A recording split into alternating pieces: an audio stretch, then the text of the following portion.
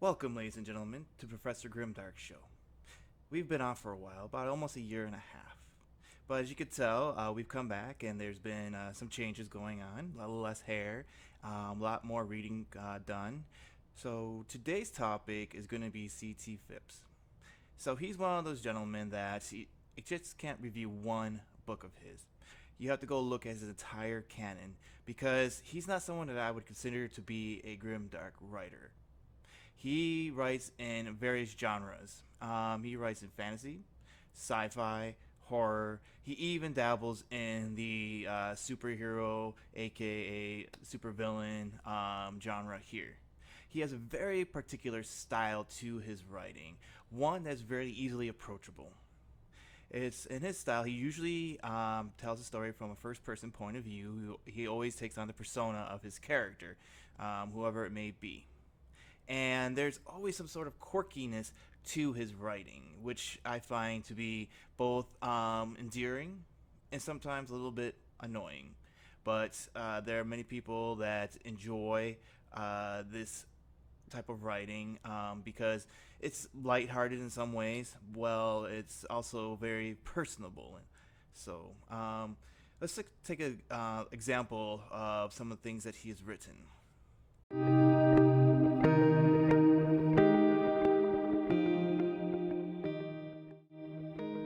Imagine a world where you are an ordinary guy, living an ordinary life in an extraordinary place. You have supervillains, heroes, and monsters. Well, one day your local superhero goes up and dies. He leaves behind a magic cloak. What would you do with that cloak? Would you take up his shawl and go out there and fight the villains of the world and continue, or would you use it for your own benefit? Well, here we have Gary Karkovsky, who chooses to do the latter. He takes the cloak and he tries to use it for his own benefits to gain money and power. Here we have what would be the typical amoral character that we would find in a grimdark fantasy piece here. Someone who makes a choice to do for himself rather than out there supporting the friends. But along the way, Gary does have support. So that's where he differs from a typical grimdark fantasy hero. And this actually fits well for people who would be fans of comic books.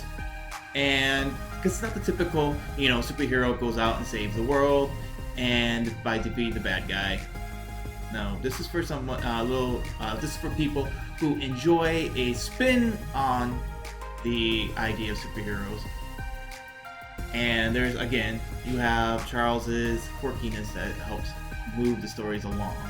So, like I said, this series is for fans of comic books. Now, Charles isn't just right about villainy and supervillains. He also dabbles into urban fantasy. Now, urban fantasy is typically what we would find in worlds where inhabited by vampires and other creatures there, but still is fantastical. So he does have several books in those series, and we're going to take a look at those next.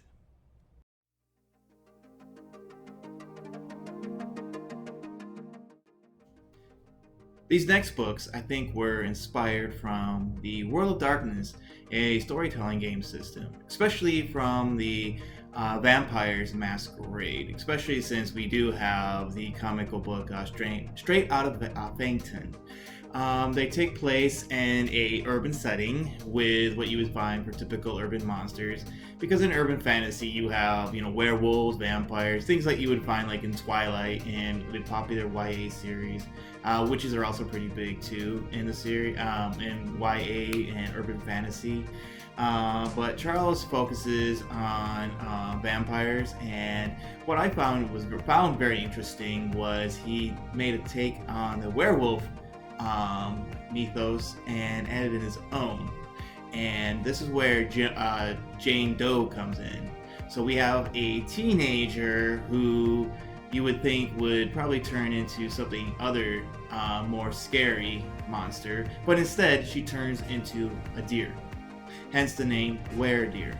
Again, it's a play off of the vampire and werewolf trope, and for those looking for urban fantasy with a bit of a tongue-in-cheek, I do highly recommend looking at these series.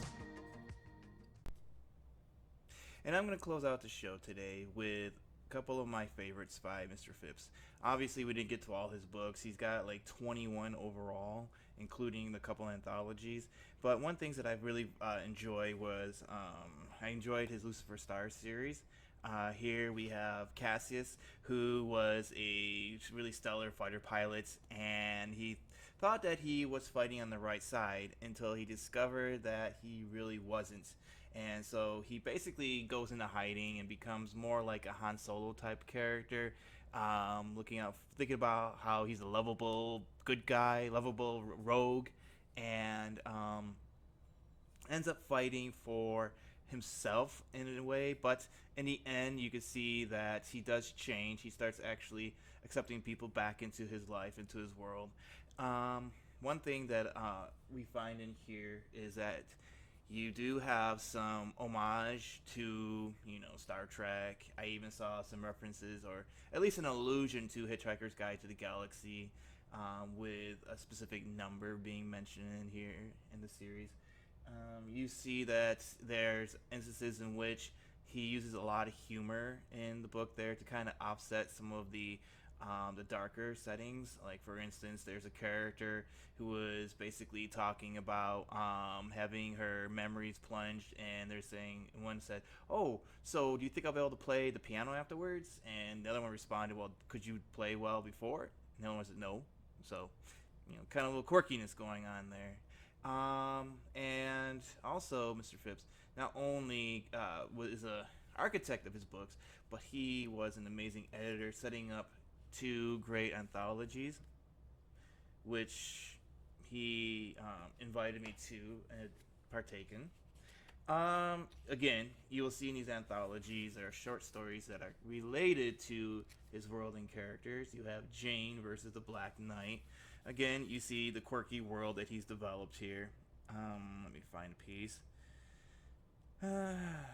So it says you have things like um, the Delightful Diner was an old-style 1950s diner with checkerboard print tile and circular bar. The diner had been cleared out for this meeting as Dr. Sam Pepitson had rented the place for an hour.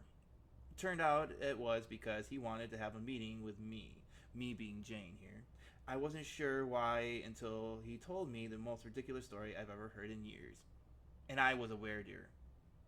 Again, we see the quirkiness here, using the pun, the deer in the delightful diner, or delightful dinner, I should say, and we see that even in the dialogue itself, carrying on. Like, Ms. Doe, I know it sounds strange, Dr. Pepson started to say. No, it sounds stupid, I said, pausing. Or, call me Jane. I don't mean any offense by this. Oh, some taken. Instead of none taken, some taken. So again, you can see that he has quirkiness within the dialogue, and we see from in this piece we do get a little bit of Lucifer's star. So again, he is a very prolific man, prolific writer. Every time I turn around, he's got something new that he's developing. I highly recommend checking out his stuff. Whatever you're curious or interested in, he's even got about like Men in Black type stories with like agents, etc. And there's just so many different things to explore that we would be here all day looking at all. Like I said, there's over 21 different stories, so give them a shot. Find out what's to your taste. Like I said, my biggest recommendations is Lucifer Star, but I know some people that really preferred his urban fantasy. So, and also give the anthology a shot, because not only would you be looking at his stories, but a few other authors within the piece too. Again, so all I gotta say is thank you for joining me today, and keep it dark, keep it grim, keep reading. Thank you.